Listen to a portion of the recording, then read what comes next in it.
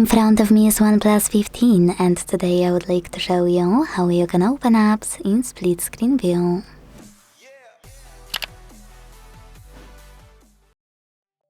Begin by selecting an app you wanna use in this view and launching it in the background, like that.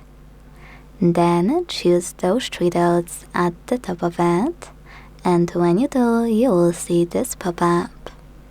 Tap on split view and click on the second app you wanna use. As you can see now, I can operate in both at once.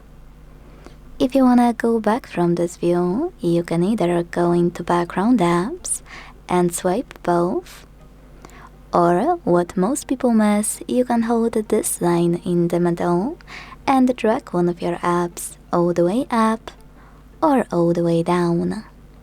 Then tap on home button to close the remaining one.